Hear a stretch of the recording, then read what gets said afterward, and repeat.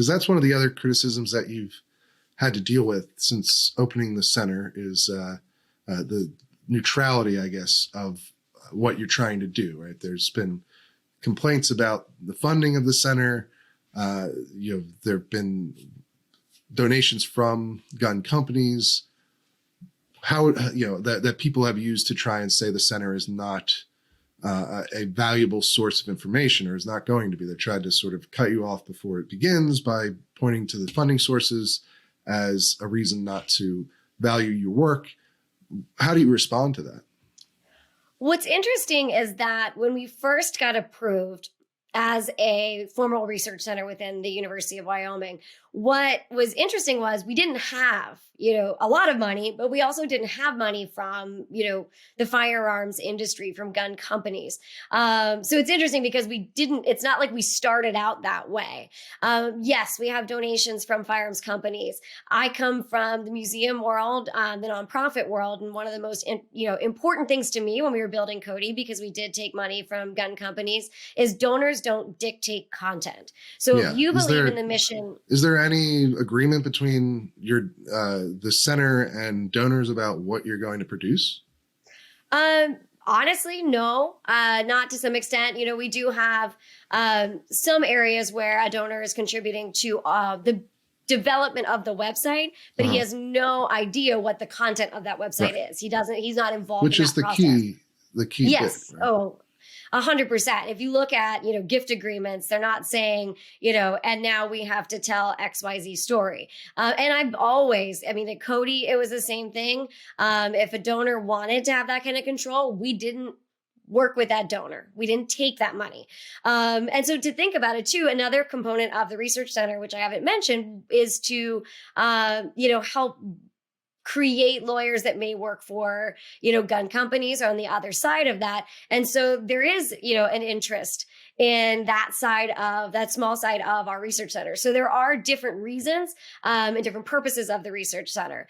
And at the same time, other research centers, other institutions take money from, gun control organizations. Right. And actually, we've taken some industry money, but as of right now, we haven't taken any money from gun rights organizations. In fact, we've had challenges from, gun people to the creation of the center. There's been an effort to have, I guess, government oversight of what you produce at the center. There's a bill in the Wyoming legislature to that end. It's not there anymore. We were able to kill that bill. But 2 days after we ran our press release in January, we found out that there was a bill proposed to impose an oversight committee onto the work the research center was doing. Mm-hmm. And that was 100% no for George and I.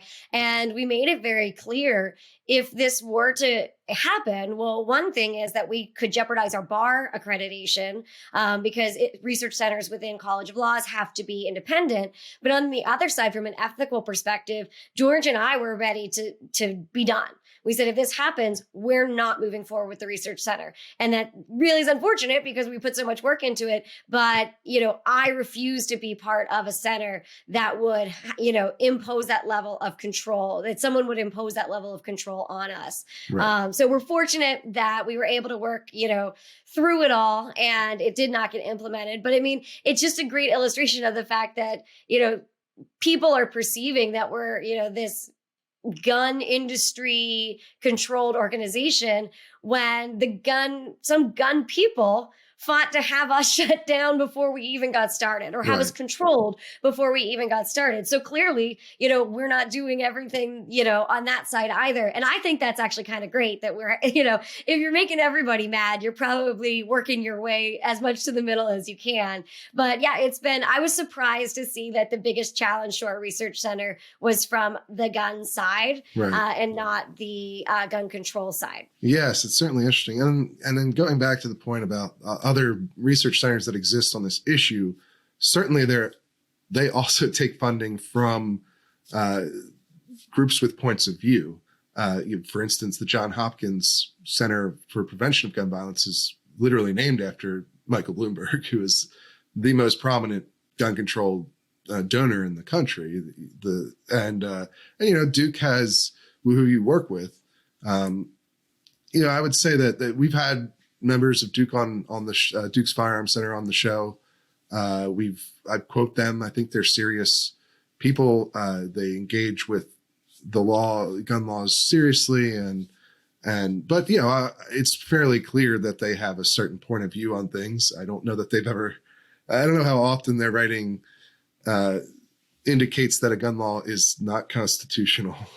Just to be honest about what Duke produces in this area, it's serious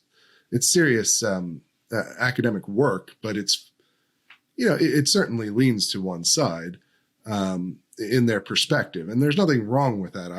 I don't think personally. I think that's perfectly fine as long as you're being upfront and your arguments and your work is done in a diligent manner. There's nothing wrong with that. How do you see the University of Wyoming Center? Is it in the same light, or am I off base in looking at it similarly to how I look at Duke? Well, I think obviously different scholars are going to look at the same information and have different opinions. And that, we hope will be the case within the research center. And those different opinions can be happening within our own research center. It doesn't have to be just, one side or the other, or, we're all going to be one way. And so we're hoping that when we start to be able to develop more fellows, more researchers within it, that there will be kind of that internal debate within our organization as well. I think that that's incredibly important. I think the one thing that I always would get frustrated with the gun side is that when I would start to talk about history, then I would hear often, I would almost always get cut off. And then people would be like, see, yeah, facts are facts, and you can't argue with facts. And I'm like, well, actually, there's entire fields of study that's all we do, and so it's the acknowledgement that we can all look at the same material and have very different conclusions about what that means. That is so important that I don't think everybody, kind of in a public capacity quite understands.